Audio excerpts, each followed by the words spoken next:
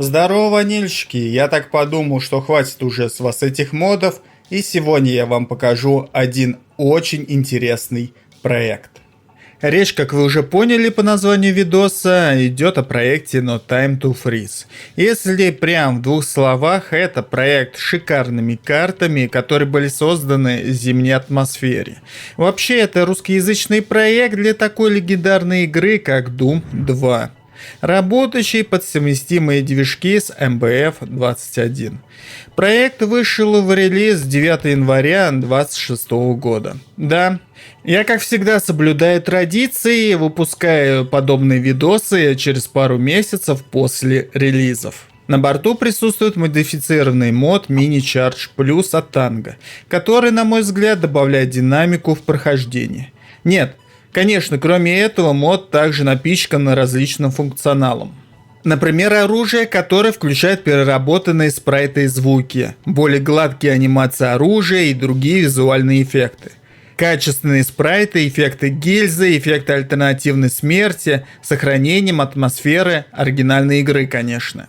Вообще, Mini Charge Plus это фанатский мод-ресурс, заточен под классический второй Doom, как раз для совместимых портов типа MBF21 и GOZA, который развивает идеи более тяжелой и насыщенной версии оригинального геймплея, вдохновленным модом таким как Supercharge. Если вдруг ты хочешь освежить классический второй Doom с более сильной подачей оружия, эффектами, анимациями и более доработанным геймплеем, без радикальной, конечно, переработки, то Mini Charge Plus как раз для этого подходит.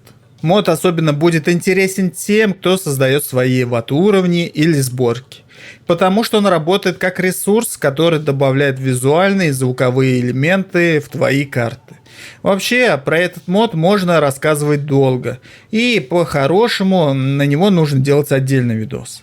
А так как он является частью этого проекта, я не мог про него не рассказать. Да, именно частью, так как основная работа проделана участниками проекта, в том числе и мапперами. Благодаря чему мы с вами имеем на выходе 32 красивых зимних карты, 2 из которых являются секретными.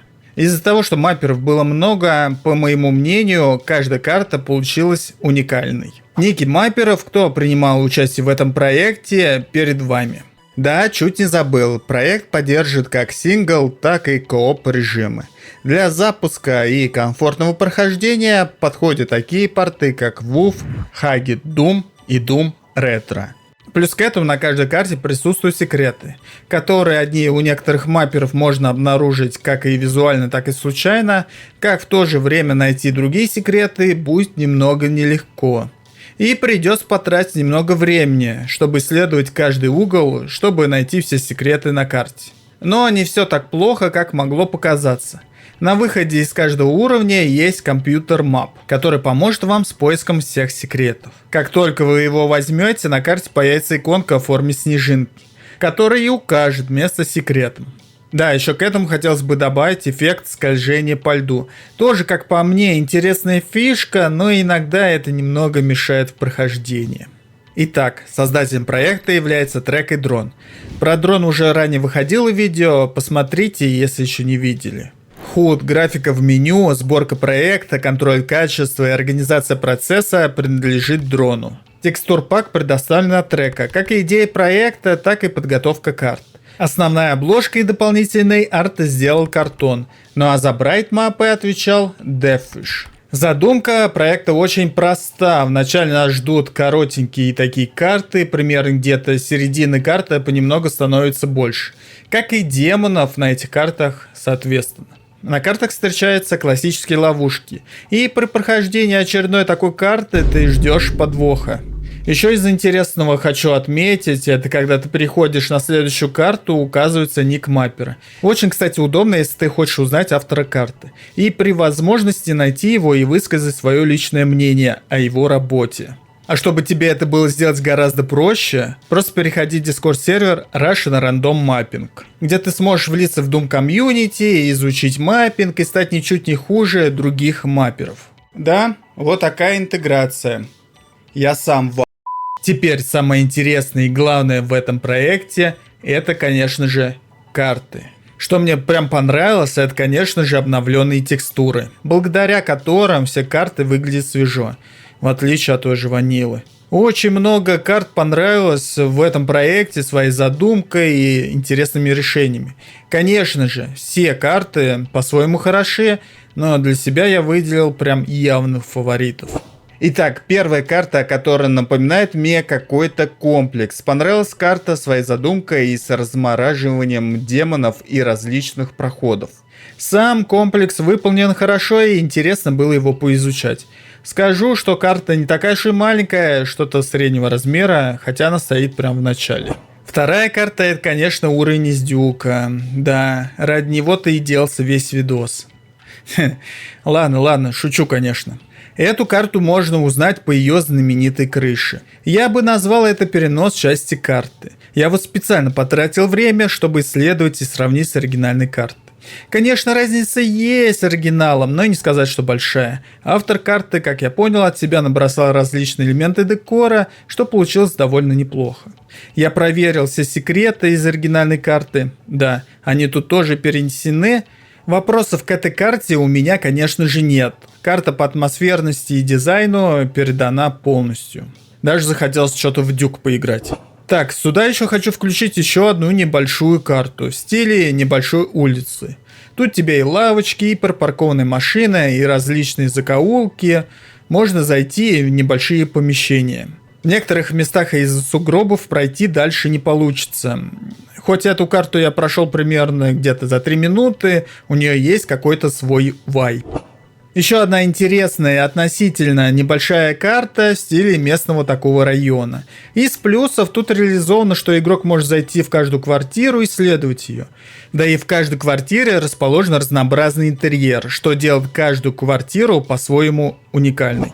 Да, но не все тут такие вайбовые карты. Например, круглая карта. Я просто не знаю, как ее еще можно назвать. Карта, на которой собрались все и пускают тебя по кругу. От непривычки я, конечно, пару раз умирал, но со временем я уже привык. Привык к тому, что меня пускают по кругу. Да, вы все правильно поняли. К слову, я долго на ней завис, было нелегко, но я справился. Лично для меня показалась интересной следующая карта, да, потому что на ней меня уже не пускали по кругу. Сама по себе она не очень большая, светлая и открытая, на которой расположены юрты со своими проходами и ловушками. Неожиданно карта с фрицами. Ничего необычного, просто фрицы. Карта, кстати, соответствующая, маппинг в стиле замка. Ну а где еще должны быть фрицы? Конечно, только в замках.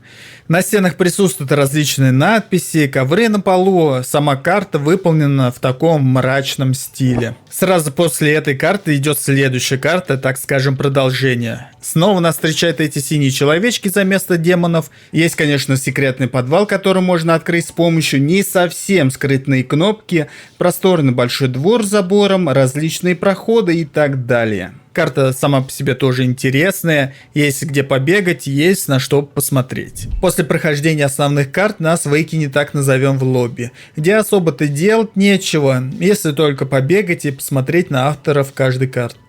При выходе из локации нас вернет в главное меню. Да, я знаю, что это не полное прохождение проекта. Помимо основных карт есть, так скажем, бонусные и очень жирные карты. Они больше подойдут чисто для фана. Карты тоже интересные, хотя не имеют там какого-то замудренного ландшафта. Есть там, конечно, интересная темная карта с коридорами, в которых со всех сторон летят в тебя фаерболы.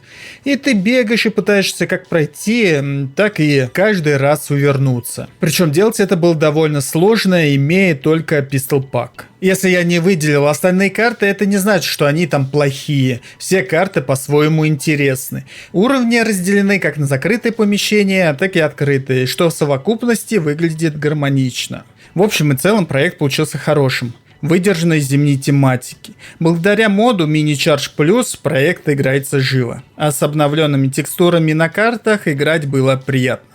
Ссылку на проект, конечно, вы найдете в описании под этим видео.